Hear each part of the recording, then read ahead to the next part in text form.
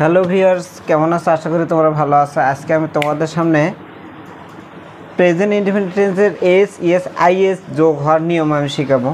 দেখো, আমি এখানে 5টা রুলস লিখছি, এরপরে আরও রুলস আছে। কোথায় কোথায় তোমাকে প্রেজেন্ট ইনডিফিনিট টেন্স ইউজ করতে হবে। একটা দিন মনে রাখবা, প্রেজেন্ট ইনডিফিনিট টেন্স মানেই হলো ভার্বের সাথে এস বা এস যোগ হবে। দুটো ফর্ম থাকে, একটা এস ফর্ম, একটা হলো বেস ফর্ম। বেস ফর্মের ক্লাস আমি আগে দিয়েছি, এখন আজকে হবে হলো এস ফর্ম। আজকে কী হবে? S, ES, IS form.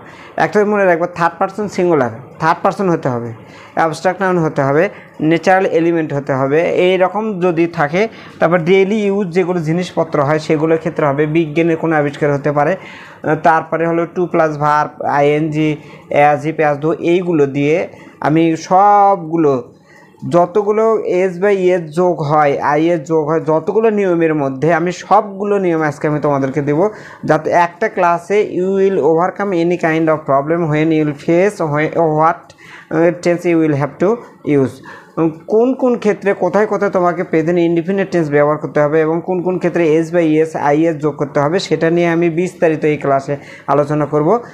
Let's start.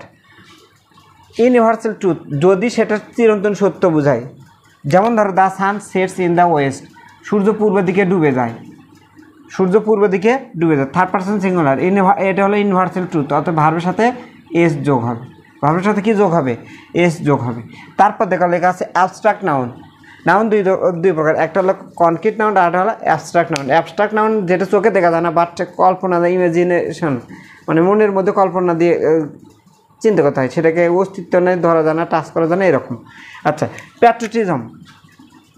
দেখো, প্যাট্রিয়টিজম ইনস্পায়ার, এটা ভার্ব, ইনস্পায়ার্স এ ম্যান। আরও আছে, বাক্যটা আরও আছে, কিন্তু আমরা জায়গা সংকলনে আমি ছোটো করে লিখছি। এখন দেখো, প্যাট্রিয়টিজম থার্ড পারসন, এটা হলো অ্যাবস্ট্রাক্ট নাউন। এটা কি? Abstract noun. যদি এরপরে বি ভার্ব থাকে তাহলে ইউজ হবে, আর মূল ভার্ব থাকলে নিশ্চিত এস, ইএস অথবা আইএস হবে। এখন একটা দিন মনে রাখবা, যে ভার্বের শেষে ই থাকে তার সাথে শুধুমাত্র এর যোগ হয়। কী যোগ হয়? এর যোগ হয়। আশা করি বুঝতে পারছো। তারপর দেখো, honesty is the best policy. এই যে honesty is the symbol of abstract noun. Honesty মানে সততা। এটা লাল, কালো, হলুদ, সাদা, লম্বা, খাটো কিচ্ছুই, we can not imagine it, we can not see it, but we can imagine by our mind. আমাদের মন দ্বারা এটা বুঝে নিতে হয়। এখন এখানে কি আছে? বি আছে। এ বি ভাঙ্গে করতে হবে হলো ইস। তাও দেখো এস আছে, তাও এস আছে। আচ্ছা, যদি কোনো অ্যাবস্ট্রাক্ট নাউনের সাথে হ্যাভ ভার্ব ব্র্যাকেটের মধ্যে থাকে, তাহলে সেই ক্ষেত্রে সে থার্ড পারসন সিঙ্গুলারের জন্য হ্যাজ নিতে হবে। দেখো, তার সাথেও এস আছে, হ্যাজ এবং ইজ এর সাথে এস আছে, তার মানে এই নিয়মের মধ্যেই পড়ে। তারপর দেখো, থার্ড পারসন সিঙ্গুলার নাম্বার যদি হয়, সাবজেক্ট যদি থার্ড পারসন সিঙ্গুলার হয়, শর্ত একটা প্রেজেন্ট টেন্স হতে হবে, প্রেজেন্ট ইনডিফিনিট হতে হবে এবং থার্ড পারসন সিঙ্গুলার হতে হবে। এখন দেখো, an ideal student is the symbol is the example of third person singular number. An ideal student, একজন আদর্শ ছাত্র। রিড ওয়েল, দেখো রিড, এটা ব্র্যাকেটের মধ্যে আছে। এখন এটা যেহেতু অ্যান দ্বারা শুরু, অতএব বাক্যটা, সাবজেক্টটা নিশ্চিত থার্ড পারসন সিঙ্গুলার, অতএব এখানে তোমাকে রিডের সাথে কি যোগ করতে হবে? এস যোগ করতে হবে। আচ্ছা, তারপরে দেখো, ন্যাচারাল এলিমেন্ট যদি থার্ড পারসন, যদি সিঙ্গুলার হয়, এটা ন্যাচারাল এলিমেন্ট যেটাকে কমন নাউন বলা হয়। এক বচন বহু বচন হয়, এক বচনের সাথে এক বচন যদি বাক্যের সাবজেক্ট হয়, ভার্বের সাথে এস বি এস যোগ হবে। যেমন ধরো এখানে লেখা আছে ট্রি, ট্রি কিন্তু বহু বচনে হয়। ট্রি এরকম, যেমন ধরো ট্রিজ হতে পারে, ট্রিজ হতে পারে, বহু বচন হতে পারে। আচ্ছা, এখন এই ট্রিটা থার্ড পারসন সিঙ্গুলার ধরতে হবে। এখন যদি ধরি, তাহলে আমরা আগেই শিখছি, কোনো ভার্বের শেষে যদি ইয়ে হয়, তার সাথে এর যোগ হয়। কী যোগ হয়? এর যোগ হয়। আচ্ছা, তারপরে দেখো, ইয়ার আনকাউন্টেবল নাউন, এটা যদিও প্রাকৃতিক উপাদানই ধরা হয়। এর কোনো বহু বচন হয় না। আচ্ছা, আর বহু বচন হলে অন্য কোনো অর্থ আসতে পারে। বি ভার্ব আছে, অতএব বি ভার্ব ভেঙে আমাকে করতে হবে হলো ইজ। কী করতে হবে? ইজ। তারপরে দেখো কী লেখা আছে? ডেলি ইউজ, মানে দৈনন্দিন যেগুলো ইউজ করা হয়, নিউজ পেপার, তারপরে হলো কার, বাস, ট্রাক, এইগুলো প্রতিদিনই যেগুলো, রাইস, ওয়াটার, এইগুলো যদি হয়, তাহলে সেই ক্ষেত্রে ভার্বটা সর্বদাই থার্ড পারসন সিঙ্গুলার নাম্বারের জন্য ভার্বের সাথে এস বা ইএস যোগ হবে। তাহলে দেখো এখানে কি আছে? প্লে, প্লের সাথে হবে হলো এস। আচ্ছা, এখন প্লের সাথে এস হবে। এস, ইএস, আইএস যোগ হওয়ার নিয়ম অন্য একটা আমি মানে শর্ট রিলসের মধ্যে আমি ওটা শিখিয়ে দেবো পরে কোনো ক্লাসে। আচ্ছা, তাহলে দেখো এখানে শিখলাম ইউনিভার্সাল ট্রুথ হলে ভার্বের সাথে এস বাই এর যোগ, অ্যাবস্ট্রাক্ট নাউন যদি বাক্যের সাবজেক্ট হয় মূল ভার্ব হলে ভার্বের সাথে এস বাই এর যোগ, মূল বি ভার্ব হলে ইজ, হ্যাভ ভার্ব হলে has. Third person singular number হলে ভার্বের সাথে এস বাই এস যোগ। ন্যাচারাল এলিমেন্ট যদি কোনো বাক্যের সাবজেক্ট হয়, যেমন ধরো এই জায়গাতে আছে হলে কি মনে করো যে ট্রি আছে, ট্রি প্রোভাইডস, দেখো এস যোগ হয়েছে, ইয়ার বি আছে ইজ হয়ে গেছে। তারপর ডেইলি ইউজ নিউজ পেপার, দেখো প্লেস হয়ে গেছে। আচ্ছা, এই কয়েকটা গেল হলো কয়টা, 5টা গেল। আমি আরও কয়েকটা রুলস দিচ্ছি, দেখো আমি আবার 6টা রুলস লিখছি। রুলসগুলো আমি সংক্ষেপে লিখছি, বাট উদাহরণগুলো আমি ডিটেইল দিয়েছি, এবং এগুলো I will try my best to explain everything in detail. আমি সবগুলোই আমি পরিষ্কারভাবে আলোচনা করার চেষ্টা করব। দেখো প্রথমে লেখা আছে জিরান। জিরান যদি কোনো বাক্যের সাবজেক্ট হয়, যেমন আইএনজি, এবং জিরান হলো নাউনের কাজ করে, তাহলে যদি বিভার থাকে সেই বিভার ভাঙ্গে তোমাকে করতে হবে হলো ইজ, কি করতে হবে ইজ। আর যদি মূল ভার থাকে তাহলে মূল ভার্বের সাথে মনে করো তো যোগ করতে হবে এস বাই এস। যেমন ধর মেক থাকতে পারে, কী থাকতে পারে মেক থাকতে পারে, তখন হবে না এস। যদি হেল্প থাকে তখন হবে না হেল্পস। আচ্ছা, যদি গিফট থাকে তাহলে করতে হবে না গিফটস, এরকম। তারপর to swim is good exercise, to swim is good exercise. এখন এই ইজ ভাঙ্গে তোমাকে করতে, সরি বি ভাঙ্গে করতে হবে হলো ইজ।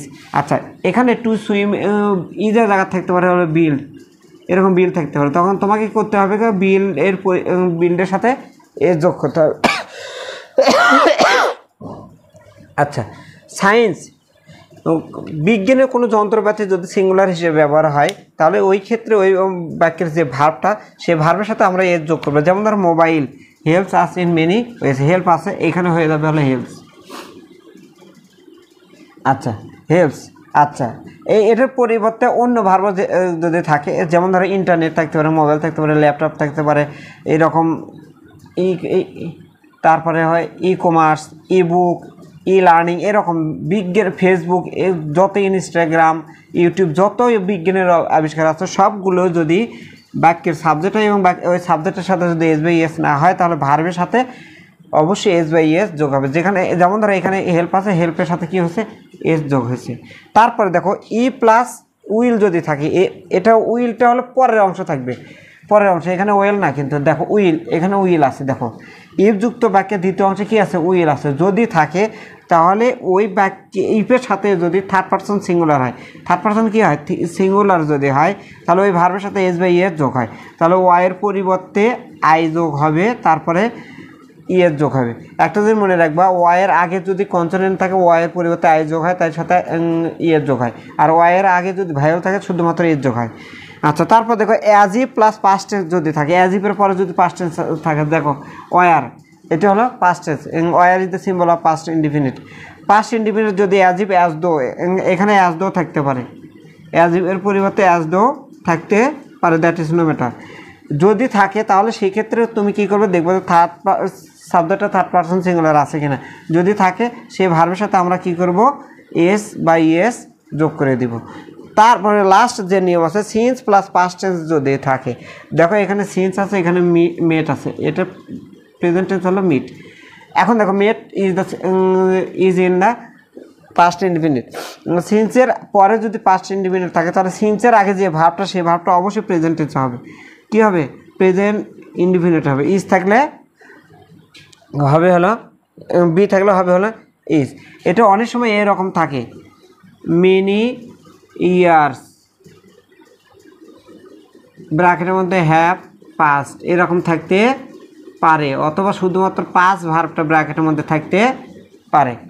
তখন তোমাকে কি করতে হবে হ্যাভ পাস্ট করতে হবে, কি করতে হবে হ্যাভ পাস্ট, কারণ মেনি ইয়ার্স কি থার্ড পারসন বহু বছর।